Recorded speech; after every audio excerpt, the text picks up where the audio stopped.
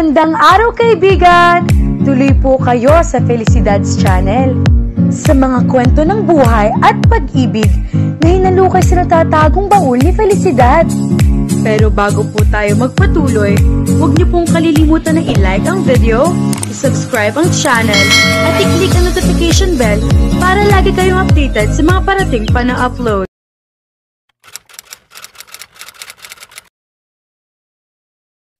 Dalawang linggo pagkatapos mag-propose ni Easton kay Sofia ay itinakdang kasal nila dahil pareho silang mamamayan ng Majorca napagpasyahan nilang doon ikasal. Lumipad sila ni Easton 1 linggo bago ikasal para ayusin ang mga dokumento na hindi maaaring maayos ng wedding planner na kinuha nito. Sa Royal House of Costa tumuloy si Sofia. Doon siya tutuloy hanggang sa araw ng kasal. Ayaw nang mapalayo ni Easton kay Sofia. Simula ng araw na pumayag siyang pakasal sa lalaki. Hindi gusto ng binatang mawala siya sa paningin nito. Wala namang kaso kay Sofia, kahit sa pamilya ni Easton ang pagtuloy niya sa palasyo.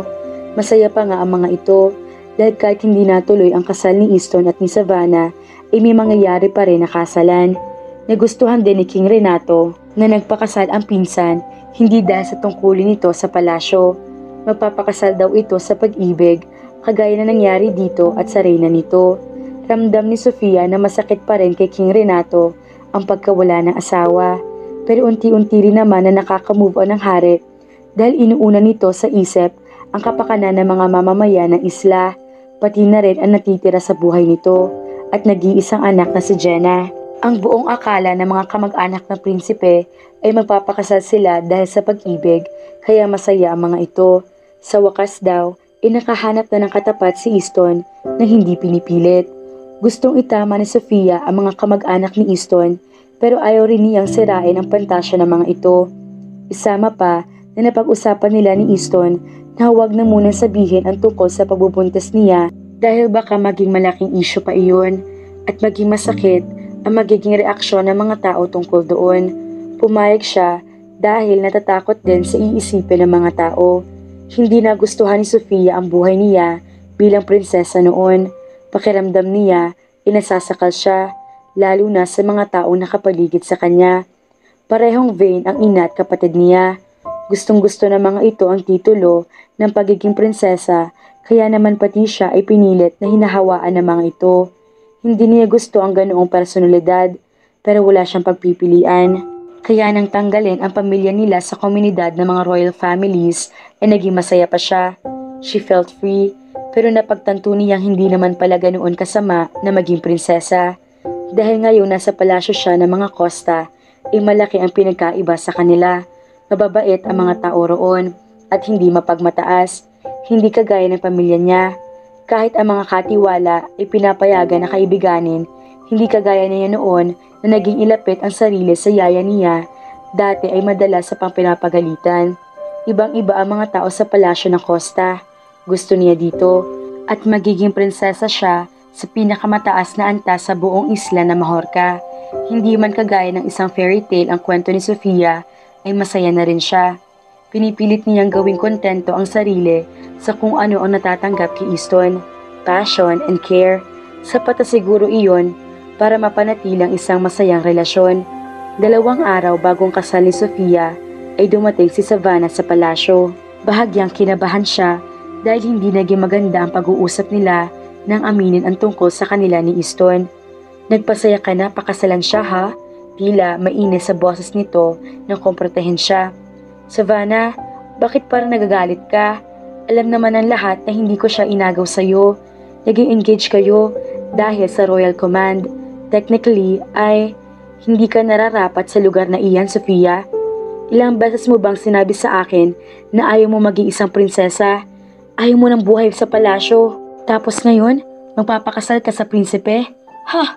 Sinong niloloko mo? I fell in love with him.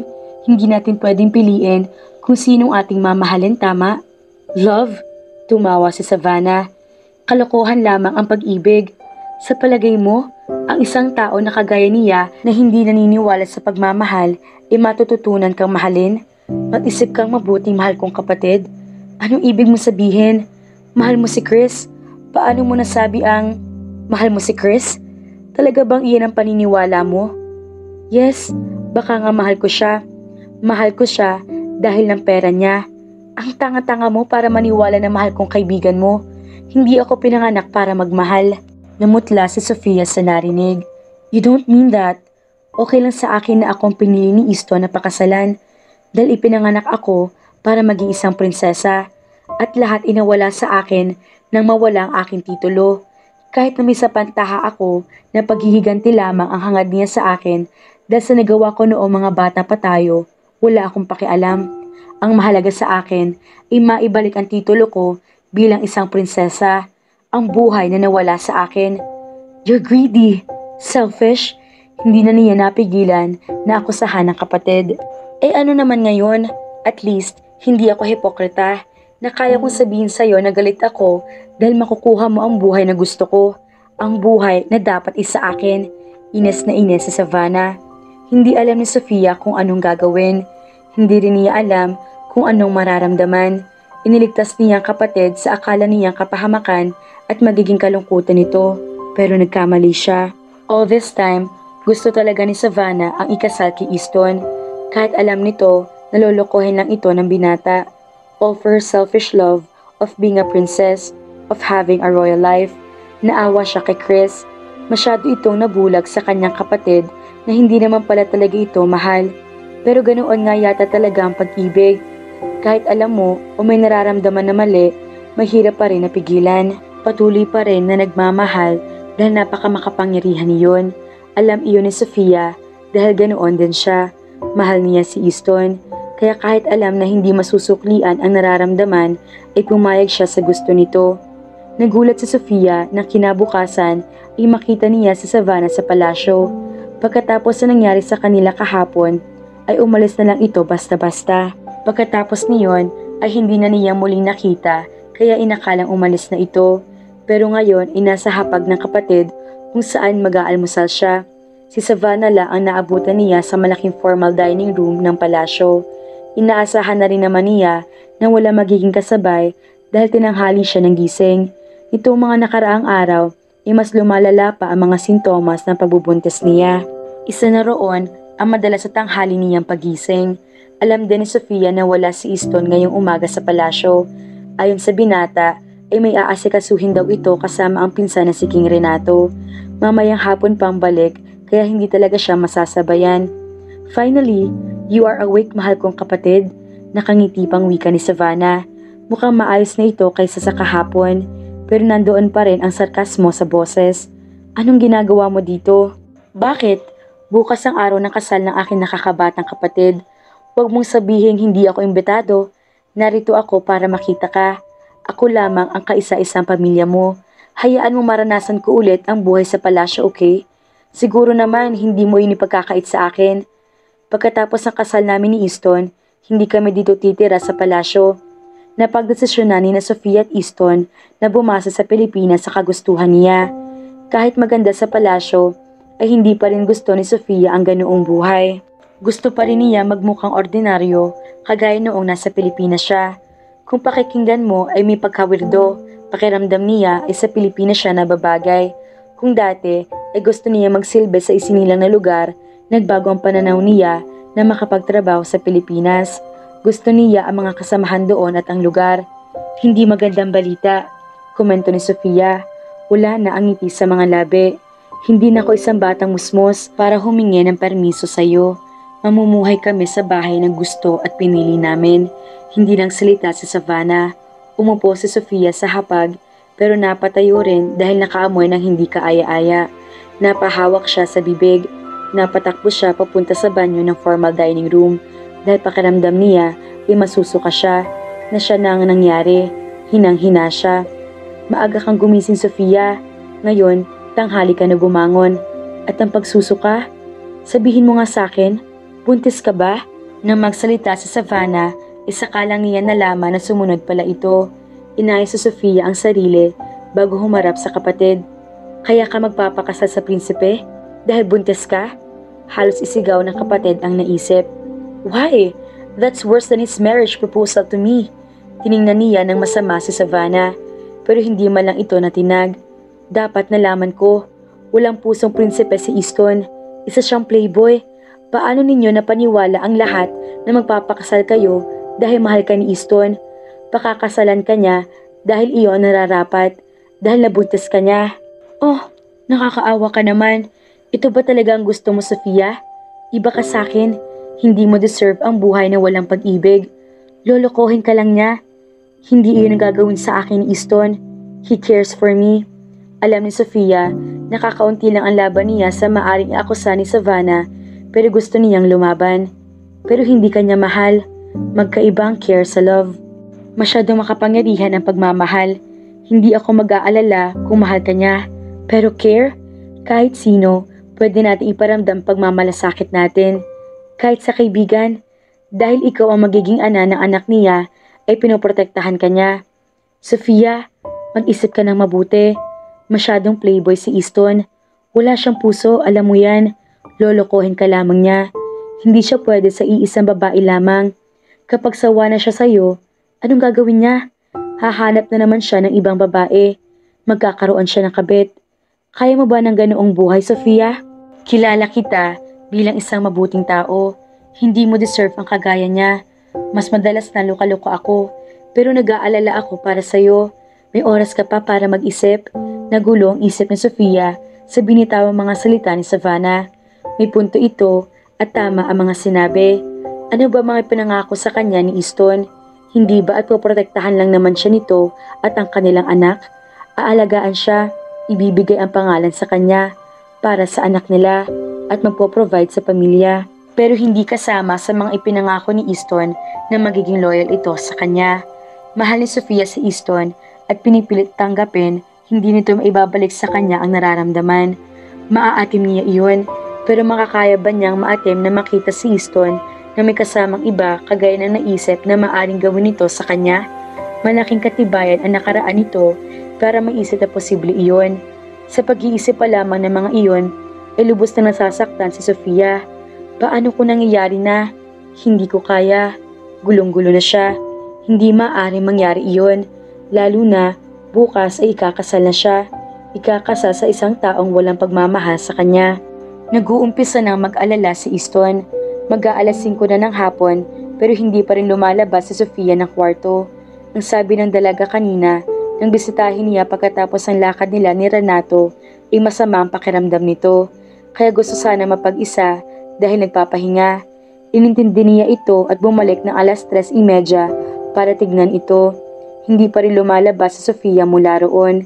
Nakailang katok na siya pero hindi na nito sinagot. Ganoon ba talaga kasama ang pakiramdam ng dalaga para magpahinga ng ganoon katagal? Ilang oras na lang ay mag-uumpisa na ang kasayahan para sa kasal nila bukas sa Sofia. Dapat ay kanina pa ito naghahanda, pero mukhang walang balak ang dalaga. Nang lumagpas na ang alas 5, ay napagdesisyon na ni Easton na kunin ang susi para buksan ang kwarto nito. Nakita niya si Sofia sa kama pero hindi naman tulog. Pero napansin niya agad na may kakaiba sa mga mata nito. Mapula iyon, mukha itong umiyak. Jesus Mariosep, ano nangyari? Ganun ba talaga kasama ang... Nagulat si Sofia ng pagpasok niya. Pero na magsalita siya ay naglihis ito ng tingin sa kanya. Ayaw kita dito, Easton. Lalabas ako kung gusto ko. Umiling siya. Malapit na magsimula ang party. Hindi ako dadalo sa party. May kalamigan sa boses nito. Nagtaka si Easton. Hindi ganoon ang Sofia na kilala niya. Pero bakit? Masamang-masama ba talagang pakiramdam mo? Alright, I'll cancel it. After all, ang pinakamahalaga naman ay ang kalagayan mo. Nag-umpisa siyang lumapit kay Sofia. Umupo siya sa kama, sa tabi nito. Pero tumayo ang dalaga nang malapitan niya. Cancel the wedding tomorrow too. Kumunot ang kanyang noo. Anong ibig mong sabihin? Hindi natin iyong pwede i-cancela. Sigurado ba na masama pa rin ang pakiramdam mo bukas? Magpapapunta ako dito ng doktor nang titingin sa'yo para maging maayos sa pakiramdam mo. No, kahit na maging maayos pa ako, nakapagdesisyon na ako. Hindi ko na itutuloy ang pagpapakasal sa'yo. Napatayo si Easton. Nagsisimula nang mawala lahat ng mga pasensya sa katawan niya sa inaasal nito. At bakit? Bakit ka pa rin kakaganyan, Sofia? Narealize ko na hindi ko kaya magpakasal sa lalaking hindi ako mahal. Natigilan si Easton sa sinabi nito. Pero pumayag ka na magpakasal sa akin. Kahit na bang pagmamahal na meron sa relasyon natin, ay ang pagmamahal sa anak natin. Kahit wala ang pagmamahal mo. Nagbago ng isip ko. Hindi ko kayang manatili sa ganito. But don't you worry about the child. Hindi ko naman siya ipagkakait sa'yo. Pwede mo pa rin siyang makita, makasama. Hindi yun ang punto ko rito. Can't you see? Bukas na kasal natin. Tapos biglang magbabagong isip mo? How could you? Hindi ko kayang gawin, Easton. Maaring may pagmamahal sa anak, pero wala sa isa't isa. At ikaw, paano ko masasabi na maaalagaan mo talaga ako? Kami ng anak mo, yun lang ay pinangako mo sa akin. Paano mo mapapangako na mapoprotektahan mo kami sa mga heartaches? Wala kang ipinangako sa akin na magiging isa kang faithful na asawa. Iyon ba ang nasa isip mo, Sofia? Na dahil lang sa alam mo na hindi kita mahal, dahil hindi ko ipinangako sa'yo na magiging tapat ako na asawa, ay ititigil mo na ang lahat ng ito? Ganoon ba ka babantingin mo sa akin? Hindi umimik si Sofia sa sinabi niya. Lalo lumiyab ang galit kay Easton. Hindi niya nagustuhan ang mga inakusan nito. Paano mo naisip ang mga yan? Sa kabila ng mga nangyari sa atin na nakaraan, I remained with you. Sa loob ng ilang buwan, ay hindi ako nagka-interes sa babae maliban sa'yo. It was not the normal me. Hindi mo ba nakikita mga ginagawa kong yun? How can you accuse me of that? You are a playboy. Noon yun. Kilala ako na jet setter prince. Pero meron din akong respeto. Lalo na sa'yo. Dahil magiging asawa na kita. Magiging ina ka ng anak ko. Karespe-respeto kang babae. At malinaw sa isip ko na nararapat sa'yo na respetuhin. Iyon ang plano ko sa'yo. Alam ko may mga nagawa akong mali sa kapatid mo. Pero magkaiba kayo. Alam mo yun? May kasalanan siya sa akin. At hindi ka ganun. I wouldn't put that much effort for you if you're the same as her. Naging sandali pala ang pagsasama natin. Pero umasa ako na pagkakatiwalaan mo ko. Pero nagkamali ako. Nasaktan si Easton sa mga naging akusa ni Sofia. At galit siya. Pagkatapos ng lahat ng ginawa niya, ay ganoon pa lang iniisip nito sa kanya. Nirespeto niya si Sofia. He adored her. Kaya niyang ibigay ang lahat rito. Kahit ang puso niya. Pero gusto niyang isumpa ang sarili na naisip iyon. Mahal na niya si Sofia. Pero paano niya mamahalin ang isang babaeng walang tiwala sa kanya? Hindi alam ni Easton kung paano nangyari. Pero sa pagtagal ng pagsasama nila, ay mas tumitindi ang nararamdaman niya sa dalaga. Hindi niya gusto makasama lang ito dahil dinadala nito ang anak niya. Gusto niya makasama si Sofia dahil masaya siya kapag nasa paligid ito. Lahat ng mga sintomas ng umiibig ay nararamdaman niya rito. Pinilit naman niyang ipakita iyon. Dinoble pa nga niyang effort ng panagpaparamdam na mahal niya ito. Hindi siya madalas na magpahalaga sa babae at hindi siya marunong maghintay bilang kinikilalang tao sa lipunan. Hindi na niya kailangang gawin iyon. Pero ang mga iyon ay ginawa niya kay Sofia. Pero natakot siyang aminin iyon dahil maaring wala iyon katugon. Si Sofia ang una niyang pag-ibig at natatakot siyang masaktan dahil alam niya na wala itong pagmamahal sa kanya. Noong pumayag ang dalaga magpakasal sa kanya, ay laking tuwa niya dahil ibig lang niyang sabihin ay nagtagumpay siya. Pero mali pala siya dahil ang pagmamahal pala na tinutukoy nito ay pagmamahal lang para sa anak nila. Nasaktan siya pero pinilit niya iyon na huwag ipahalata. Ngayon ay iiwan na siya ni Sofia. Ibig sabihin lang ay hindi talaga siya nagtagumpay. She did not fall for him. Siya ang nahulog sa sarili niyang plano. The feeling was worse than hell. Sa sobrang sakit ay tinalikuran niya ito. Nag-umpisa siyang maglakad palabas ng kwarto na magsalita si Sofia. Easton ay hindi maituloy-tuloy ng dalaga ang sasabihin. Hindi niya alam kung ano pa ba ang gusto nitong mangyari. Kaya bakit pa siya lilingon uli? Easton! Tawag pa ulit nito pero hindi pa rin siya lumingon. Malapit na si Easton sa pinto ng kwarto nang tawagin uli ni Sofia ang pangalan niya. Sa pagkakataong iyon ay nakaramdam na siya ng kung anong mali sa boses nito. Kaya sa kabila na inakalang walang dahilan na pagtawag ay lumingon siya. Nakita niya nakatayo pa rin si Sofia. But there was something was streaming down her legs. Nanlaki ang kanyang mga mata. It was blood. She was bleeding. Anong nangyari mga ka-felicidad? Matuloy pa kaya ang kasal ng dalawa? Mahal naman nilang isa't isa. Pero bakit hindi nila magawang ipaalam? Naku! Baka mawala pa ang bata at di matuloy ang kasal. Kaya naman, abangan!